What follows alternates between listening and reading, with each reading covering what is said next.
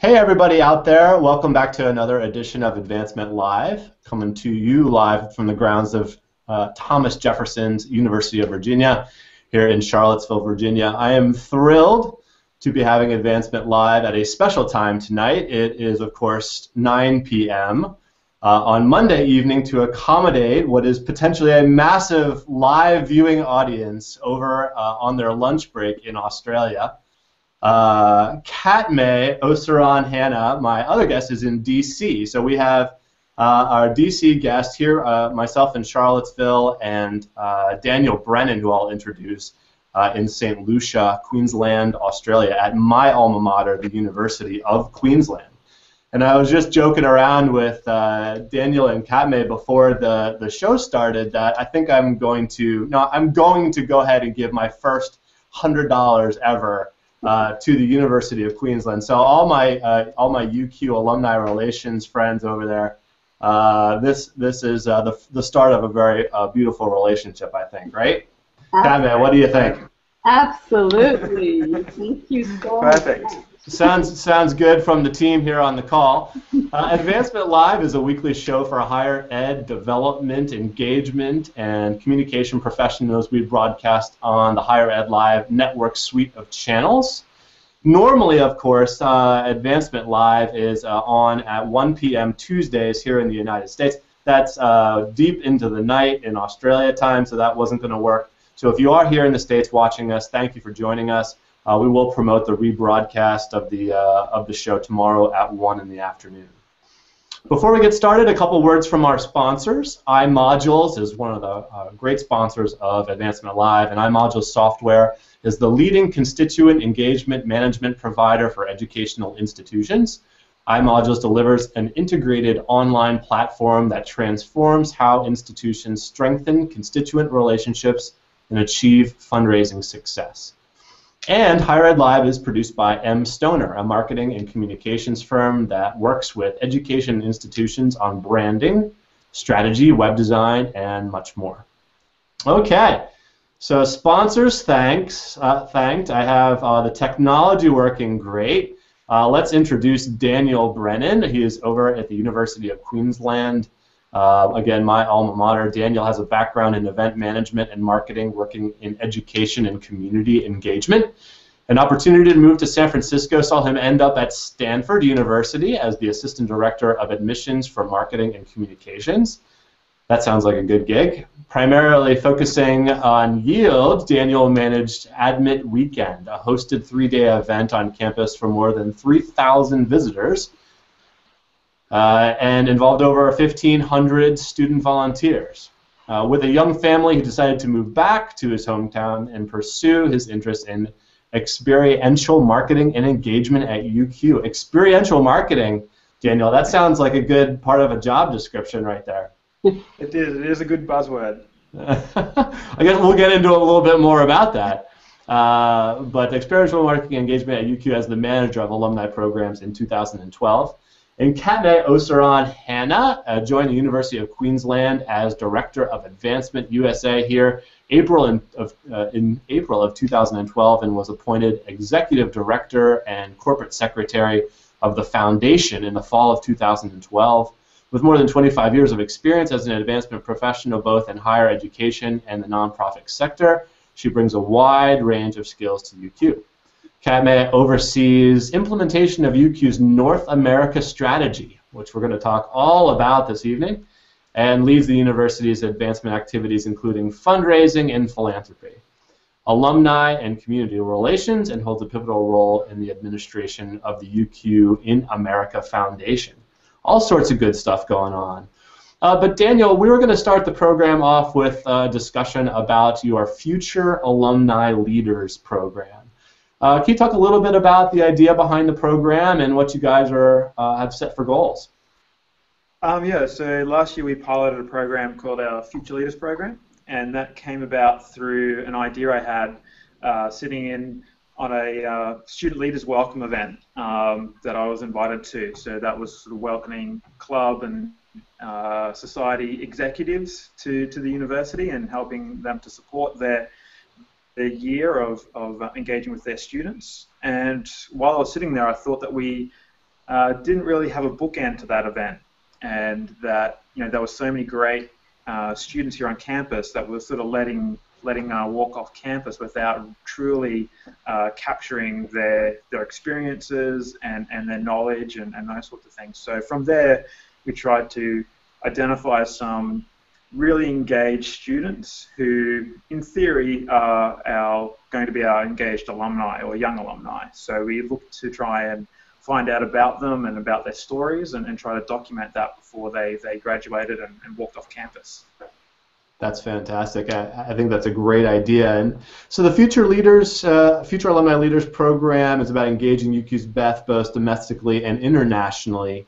So I was wondering, when we were talking about the show beforehand, what are some of the qualities of the best that you're looking for in terms of these alumni leaders you've identified? I suppose we're sort of trying to go beyond just the academic achievements of the students. There's lots of ways students can be recognized for their academic achievements, but there's lots of students that do things on campus that they're not necessarily recognized for. So they might be the president of the student union for a year, and their GPA might suffer for that, but their contribution to the university is invaluable.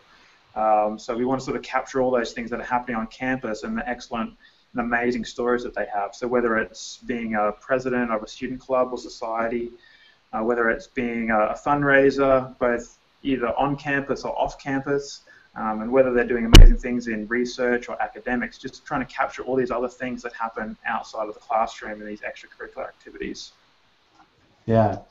And I think that the extracurriculars are a huge part of not only what makes a fun academic environment, or I should say a good fun university environment, but a lot of it's what you really remember about after you've graduated and moved on, is the social extracurricular connections. How do these local future leaders, how are they going to be recruited for the Young Alumni Advisory Board? I think you said, Daniel, that you guys have a local group of alumni that you're looking to put to work.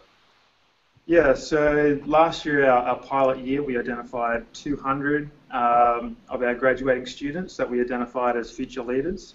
And then hopefully we'll be building a program of events and initiatives for them. And then following on from that, as sort of the next step, is that there's a Young Alumni Advisory Board. And that's a group of about 20 young alumni who are a little bit more established in their careers, but they're hopefully the Future Leaders program is a talent pool for that young alumni advisory board. So we can bring them on once they've established their careers and really get their advice and use them and their experiences to drive what our strategy is with young alumni. And sort of just thinking about a young alumni advisory board that's locally, are you thinking about having them put together a series of networking events? You said that some folks will be deployed for fundraisers. Sort of a question that's not necessarily on our pre-call list, Daniel, but if you could talk through some of the strategies as far as how you're going to use the Young Alumni Advisory Board and sort of build that program. I suppose primarily it's going to be a networking and a mass engagement tool for us. I suppose that's the primary thing that we want to do with our young alumni, is to ensure that they remain connected with the university. And then as we get a little bit more sophisticated and robust in terms of taking that program to the next level, in terms of introducing some fundraising ideas, and definitely the terms of reference that we have for the Young Alumni Advisory Group is that there are ideas of pursuing fundraising initiatives, and I think something that we would like to try with that group is definitely crowdsourcing or crowdfunding. So we're looking to introduce that idea at some point, but as an advisory board, we really want them to drive the agenda and tell us what young alumni want to do and how we should go about doing it. So I think we're going to really rely on their network to channel all that feedback through the board to us. Yeah, that's great. And so you've got an alumni base locally who are active and helping to establish the network of alumni locally in Brisbane and abroad. Daniel, do you find that UQ has a loyal alumni base at this moment? Are there lots of folks who are actively looking to engage, or do you have to call the Young Alumni Council, for example, the advisory board? Are these folks who will need convincing, or would you say there's a really vibrant alumni network? I suppose from my experience is that we have a tremendous amount of goodwill here amongst our alumni community. They probably just don't really know how to engage with us or how to get involved and how to volunteer. I suppose that's our challenge, is to get that message out there. But for example, when we recruit speakers for student events and we approach alumni in the local areas, that they're really flattered when we get in contact with them, and they're very happy to help out. I don't think we've had anyone turn us down yet. So that sort of demonstrates to me that there's a tremendous will and capacity to give back and be involved in the university. It's just a matter of them finding a channel and a way to do that. So there's lots of great people out there who want to do great things, so we just need to find a way to harness all of that energy. Yeah. It's a whole sort of a new volunteer management strategy too to go along with that. Absolutely. What are the differences, would you say, between how you work to engage Brisbane-based alums or even Australian natives as opposed to your international contingent at the university? I remember UQ being a very international place. I think all of my little group projects were from folks around the world when I was at UQ, and so I have to imagine, a strategy that it's domestic and international is fairly robust, right? Yeah, we definitely have a lot of alumni based here in Brisbane, but in saying that, we do have a sizable community overseas. So obviously we use the internet as much as we can, but in saying that, as wonderful as technology is, it never replaces that face-to-face communication, and that's why people like Khatmeh and our officers around the world and our representatives that are in various countries are really important to that relationship, and also for us visiting other countries and having time to spend with alumni while we travel abroad is definitely really important. So the fact is that Australia is usually a long way away from everywhere else, so it takes a long time for us to get anywhere. So when we do travel, we try and make the most of it.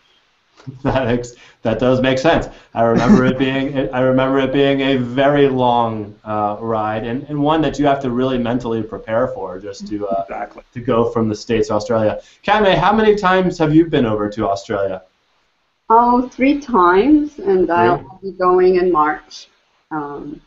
Yeah, I do think that what Daniel is talking about, it's really important to underline that the Alumni Relations Program is very fairly young at UQ, and what Gina and Daniel and the team have done in the short time that they have been there is just tremendous. So we've been growing alumni relations in the past really 2 years in the outreach and reaching out to all of the alumni, whether in Brisbane or internationally. So there's a lot more to do.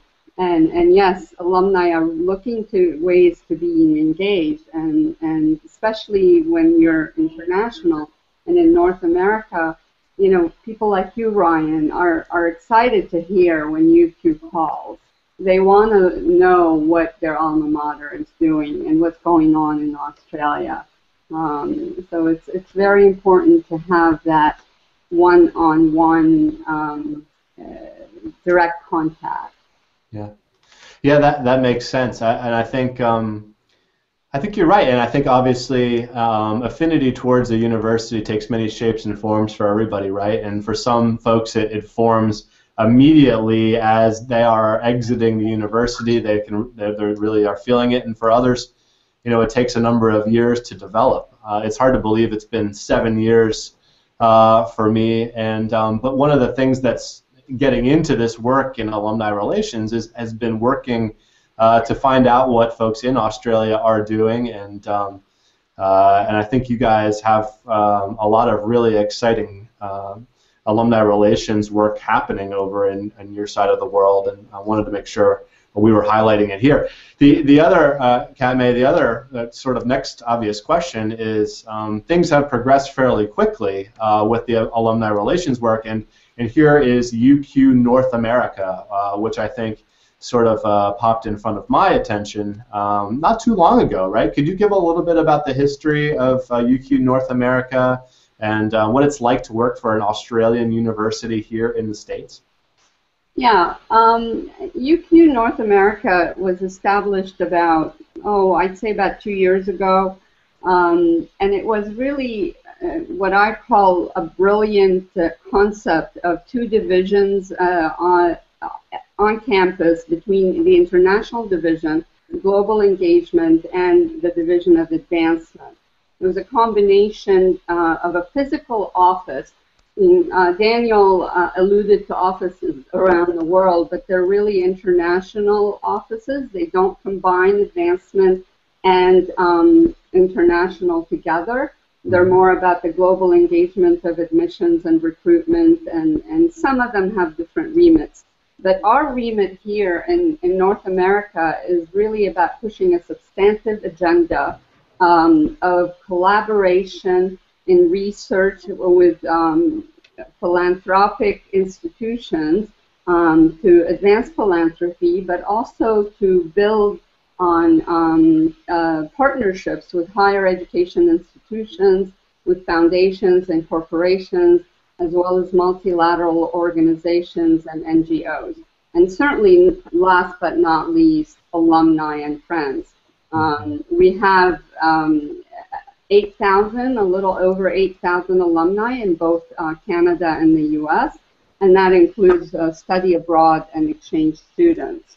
And for the most part, they're Americans, I mean, people like yourself, who either are full degree graduates or, like I said, study abroad and exchange students. So the university did see that need for the investment in a physical office. Yeah, it does make sense, Khatmeh. What have been some of the early successes that you guys have had, with the formalization of UQ North America? Yeah, and what's special about UQ North America is, what I neglected to mention, is the establishment of the 501c3 nonprofit organization, which is a U.S. nonprofit entity that allows U.S. citizens and foundations and others to give tax-deductible donations. So some of the, on that realm, in terms of philanthropy, we have received a $10 million gift, for instance, from an alum, from a corporation that's led by an alum. We've also received $1 million from an alumnus, an individual gift. So those are very important milestones for us, that we have been able to engage this board of the foundation that has doubled in its number from prominent alumni or noted alumni in the U.S. That have been working board members. In other words, they're not just board members for the sake of being board members. So they do events in their homes, they open their Rolodexes, they open doors for us, whether they're in the corporate realm or with NGOs or with foundations or with multilaterals.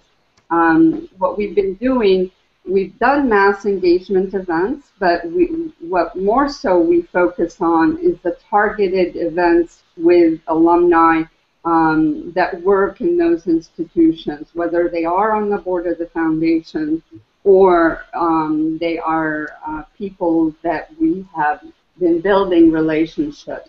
Because in the end, alumni engagement and community relation engagement is about those building of relationships. Yeah, I think that's absolutely right. And it's a very exciting time for the University of Queensland. I wanted to feel like I'm a part of it, and I think that that's exactly the point, right? I think that you guys have something going there, and it makes people want to think back, if not travel back, right, to Australia and to the University of Queensland here from the United States. I know my experience there was too short. Khatmeh, how do you stay connected to University of Queensland, given the fact that you work in DC? I mean, here I am. I'm back in my office, and I tucked my kid into bed before I could come here to do the show. And so, how do you keep in touch?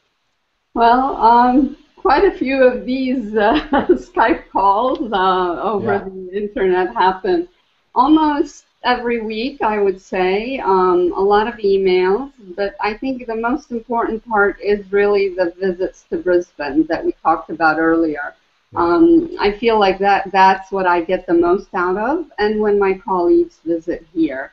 We have about 2 executive missions a year where our president and other senior delegates from UQ come. And so those are the ways we really keep in contact. I gotta say, it is challenging. It's not, it's not all, a bed of roses and I'm sure it's challenging. I mean. So there is that challenge, but we do keep at it, and we all recognize that there is an issue there. So we all try to keep at it. Yeah, that makes sense. And obviously, one of the conversations I had with Leonie Boxtel from the University of Melbourne when she was on Advancement Live, and some of the differences in culture when it comes to fundraising. And things are not in Australia like they are here for a number of different reasons. But what is your sort of take, Khatmeh, on where fundraising in the U.S. differs from that in Australia? I mean, here in the U.S., we're so used to, we've been doing it so long, especially in higher education institutions. Alumni, and annual giving, alumni relations, major gifts, principal gifts,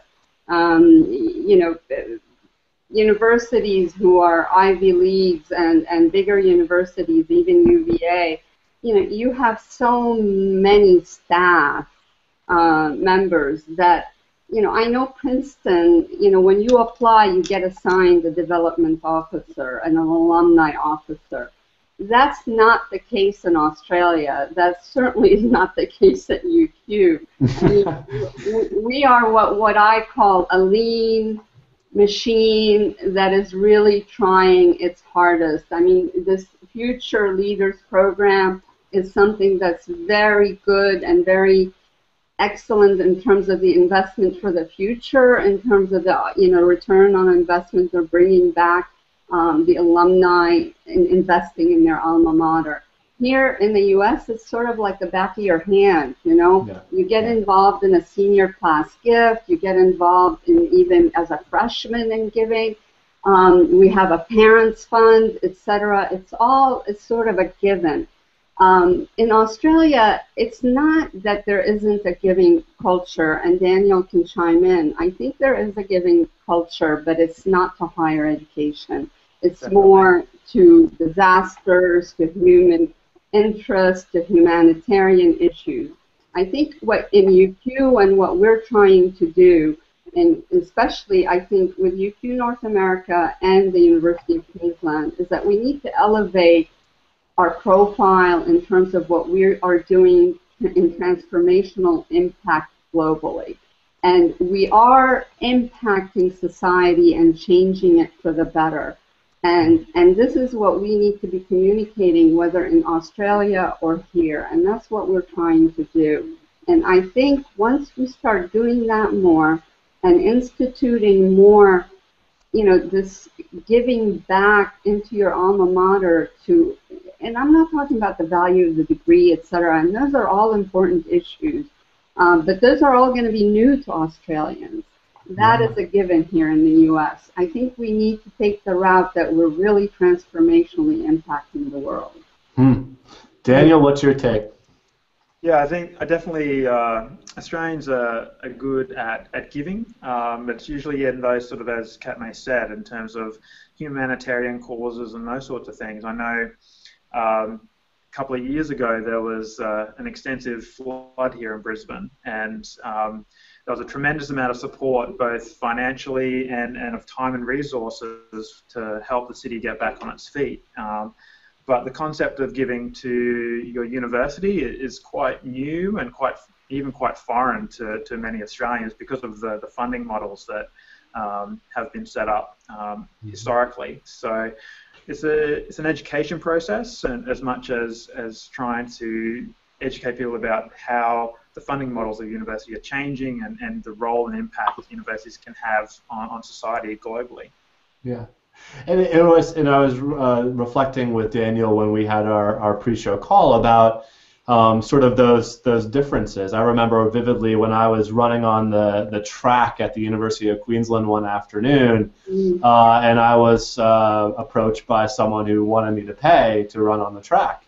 And you know, this is UQ Sport. This is, you know, it's not the university. It's a separate entity or a nonprofit, and they function on revenue just like everybody else. But here at the United States, all the academic or all the athletic facilities are almost always included.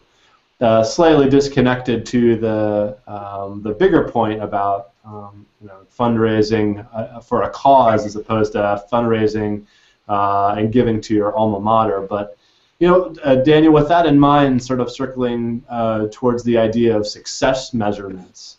Things are going well. Things are new ideas are on the table. What are some of the success measurements that you and the alumni relations team are hoping to look at and report on for UQ moving forward over the next couple of years?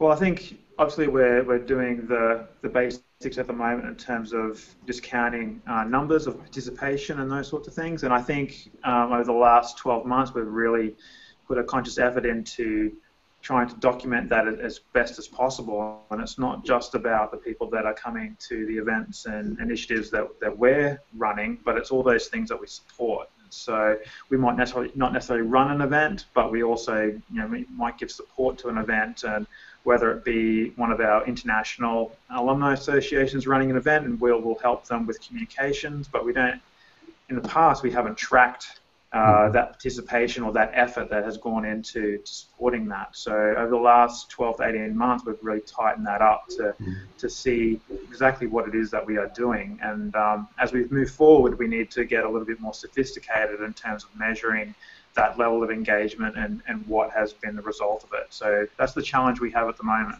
So we're looking to develop new measures as we speak.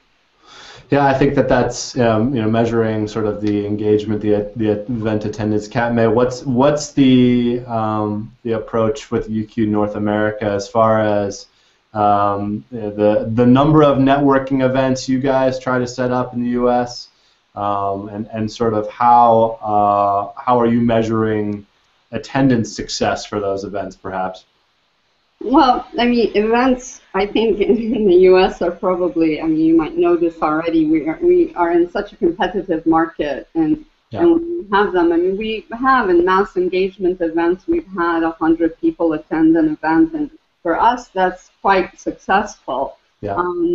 But I think what's more important is the number of volunteers that that self-identify, that, you know, when we do a call for volunteers and they say, yes, I'm coming. So what we need to measure is how many people are really engaged with us, who accept our calls to visit, who we are talking with and getting them more involved, whether in the board, in the foundation, in participating in giving. I mean, that's a big measurement in terms of participation of giving among alumni and in the community. So those are our goals, you know, in terms of participation. And we will go with what alumni relations measurements are in terms of engagement. So we are part and parcel of what they do in Brisbane. So they're going to measure what we're all doing globally. Yeah. So, but I think from our point of view in North America, I think participation and giving is going to be very important, and then engagement and volunteerism, and like I have several alumni in San Francisco who self-identified as wanting to run an event and do a panel discussion themselves, and do it all by themselves from among alumni who are really stars in their own field. We did the same thing in New York. You know, so. That's great. And so, and guys, given where you guys are operationally, you mentioned, Khatmeh, that you had a few of the San Francisco folks step up and say, we want to put on an event. Are you also suggesting that they try to formalize we call it chapter or a club, a networking group, or where are things now? No, I don't think we will ever really move into a formalized kind of an alumni association at this point. We're not there yet. I know that Gina and I have talked about what we're calling an alumni advisory groupings across the United States and Canada, and we will be moving towards that. But this is, you know, we're just going slowly but surely there because we don't want them to just pop up and fizzle. And they really need to have proper resources, you know, backing them up. So we're doing it in a slow manner, you know, step by step. That makes sense. Daniel, do you think that there are networking groups, sort of a silly question because obviously there probably are there networking groups that are functioning on a more formalized level of UQ alumni, either in Brisbane, in the surrounding towns, in Sydney? How are the groups sort of functioning, perhaps on their own, or how are you guys managing volunteers? Yeah, well, we do have volunteers formally and informally at many different levels. So we do have your traditional alumni association or chapter operating in some parts of the world, and then other parts of the world we sort of have had a variety of success in terms of alumni chapters, as you would refer to them.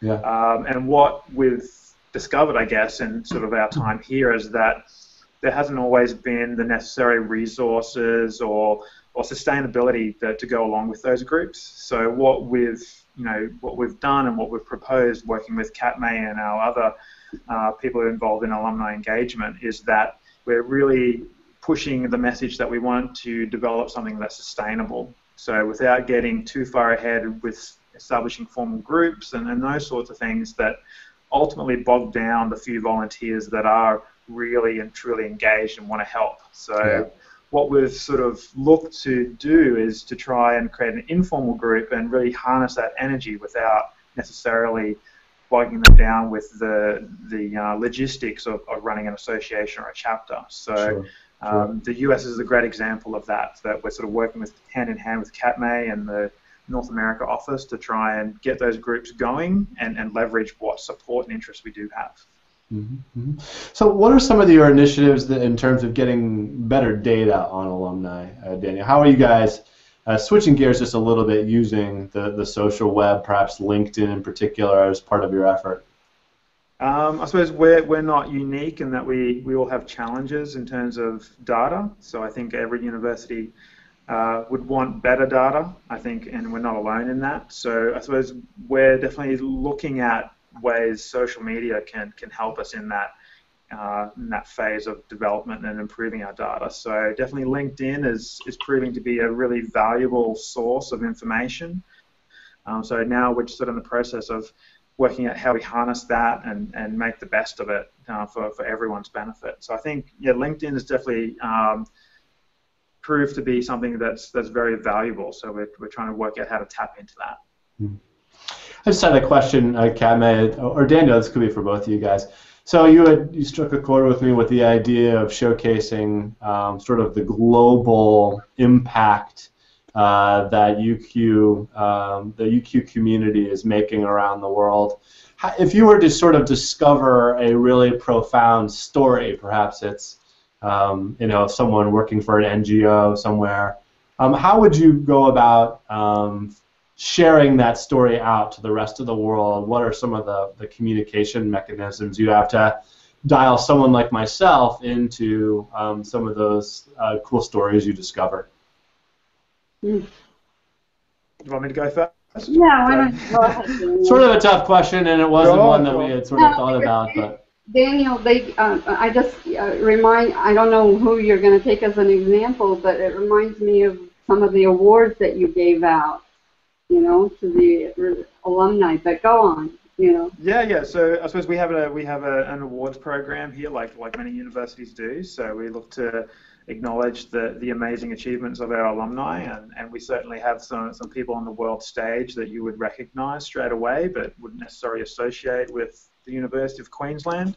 But there are lots of other people doing amazing work behind the scenes as well at a lesser level. But so we have the awards, and we also have our regular communications, and we sort of tap into our media and comms team that definitely have a lot of tools at their disposal. So we do a publication like the majority of universities do. So that goes out twice a year, and it goes out to all our alumni globally. And then we also, in between those publications, we have regular e-newsletters and those sorts of things. So there's a variety of ways where that achievement or that discovery of that new piece of information can work its way up in terms of at different levels, be it communicating that with the wider alumni community, or sort of looking to acknowledge that achievement and seeing how the university can leverage it moving forward. So it's really a collaborative effort right across the university, from the offices in North America to the comms teams here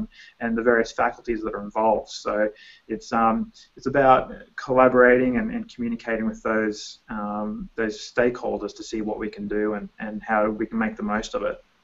And I've enjoyed reading the UQ magazine, the alumni magazine that you guys send out. I actually get it here at my work here at the University of Virginia, and I always find some time to look through it. It's definitely enjoyable to get in the mail, and you guys are all doing a nice job putting it together to showcase those stories that you're discovering about global impact. So how does the alumni relations team within the university advancement at UQ work in terms of the other schools or departments to coordinate engagement and fundraising? I know there's a number of different schools and units here at the university. I know that's true at Queensland. What are some of the approaches to keep everybody connected about engagement and fundraising efforts? So as we use from the fundraising side of things, we use a hub and spoke model. So I'm based here in the central office, and that's where we deliver mass engagement opportunities for all alumni. But then each of the schools or faculties, as we refer to them, are resourced differently in terms of the fundraising and alumni engagement that goes on. So we definitely work in partnership with each of those faculties and whichever the size of the groups that are involved with that. And then I suppose in addition to that is sort of Khatmeh, who works in the North America office as well as a spoke. So it's really a collaborative effort to try and deliver that philanthropic objectives as well as the alumni engagement. So I suppose Khatmeh can sort of elaborate and explain what it's like from her end as being a spoke. Do you get some of the key academics from see some of the schools traveling to events and giving presentations, and therefore it's sort of a double billing of university advancement along with one of the a key speaker from one of the faculties? Well, we certainly take advantage of that because whenever we try to keep track of whoever is coming to the United States or Canada, and we take advantage of having any of our UQ stars and ride on that, whether it's in an academic framework or with alumni. We just had Professor Chris Grieg, who's the director of the UQ Energy Initiative in Houston. So he participated in an energy conference, but we did an alumni event, a targeted alumni event in Houston at which he spoke at. So we definitely take advantage of that. Now, it wasn't a fundraising event, it was just a good feeling, good touchy-feely event for alumni, to come together, but the community was also invited and partners as well. So, yeah. It's all about taking advantage of the rock stars, right? Oh yeah. When they're in town, you gotta put up an event around them and try to get people out on the evening. Yeah, leverage, leverage what you can. That is my primary function here at the University of Virginia is is trying to showcase our rock stars and get people to come out and see them. Daniel, I think in our chat before the show, you mentioned that Gina Wheatcroft, the director of alumni relations at UQ, she's new, and I think you even mentioned you guys started on the same day. That's right. But that's really cool, and she brings a new perspective because she comes from North America as well, right? She's from one of the Canadian universities. Yeah, University of Alberta. So she came across, started the same day as I did, as we said, and she's really been a big help to our team. So prior to that, we weren't fully resourced, I guess. So I suppose once both of us sort of started, we were able to really move forward with some of these ideas and strategies that were there, and just we didn't have the resources to get them started. So it's been a quick rise, but there's definitely more to do, and we're looking forward to it. Yeah, all sorts of good stuff to do. Would you guys say, Khatmeh and Daniel, the other institutions in Australia, other universities whose alumni engagement or fundraising work do you guys really admire? Did you have any, Khatmeh? I mean, I only know my colleagues here in the United States, and we work with the University of Melbourne and UNSW, and really they're limited because they don't have full-time alumni advancement officers. So we're a little bit ahead of the game in the sense, like I said earlier, about the way UQ, I call it, we are trendsetters in terms of what we've done with the UQ office in this country. And I've also worked for other universities who are overseas with offices in this country, who are just pure philanthropy advancement offices. And this is very unique, this setup. Let me ask this, so whose vision at UQ has it been to really sort of set the bar in Australia for your alumni relations work? Is there a couple of great, I'm sure there's a lot of great people, but you sort of mentioned that UQ has been charged with forging a trail in Australia, and I was just curious if you can point to some internal folks that are really visionaries in that respect. Putting you on the spot because I didn't ask you to think about that beforehand. So that's not really fair. Well, I mean, Daniel can certainly answer that, but I think our pro vice chancellor for advancement, Claire Fuller, she certainly came in a few years ago, but has really revamped the whole division. That's great. Yeah. So what does the future look like, guys? What is UQ advancement? What are we doing? What are we talking about if we're to do another show about this time next year? Oh. Go ahead, Daniel. Oh, well, hopefully we'll have a full US strategy with our advisory groups spread right across the US, and sort of really made great strides in using LinkedIn in particular to engage with a lot of those alumni that we've lost contact with that are doing amazing things. I know, for example, we've lost contact with a lot of alumni who are now in Silicon Valley through looking on LinkedIn, and they're doing amazing things, and they're just moving a lot quicker than we are in terms of trying to keep up with them. So we're looking forward to engaging with them over the next 12 months or so, and leveraging the advantages that social media bring to advancement and alumni engagement. So we're looking to really make some great strides with that over the next 12 to 18 months. Excellent. What do you think, Khatmeh? What are we talking about next year this time? Well, definitely a very engaged foundation board, and a full social media and engagement, and an e-newsletter that goes out and has an opening rate of 50%. And there it is. and an alumni database that is very is accurate. No, I'll give it 80% accurate. And good luck with that. Thank you. And a fundraising at about $3 million. And those were very well done. Well said. I hope I hope, and maybe I don't, that you're held to your goals set for this year next time. But thank you guys so much for joining Advancement Live tonight. I really appreciated your time and energy and thoughts. Definitely hope that Advancement Live becomes a regular part of your lives and everyone over in Australia. I love connecting with folks over in your part of the world, and always think highly of it whenever I think of the University of Queensland.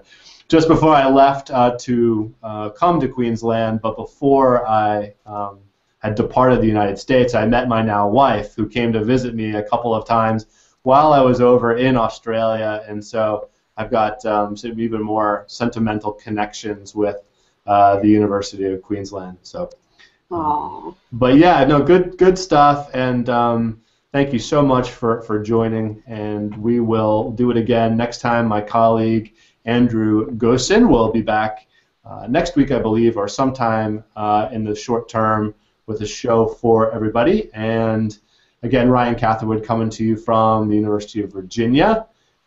Daniel Brennan live from the University of Queensland. Khatmeh, Osseiran, live in DC, up late with me. Thanks again, everybody, for your time, and have a great rest of your day. Thanks for having us. And thank you.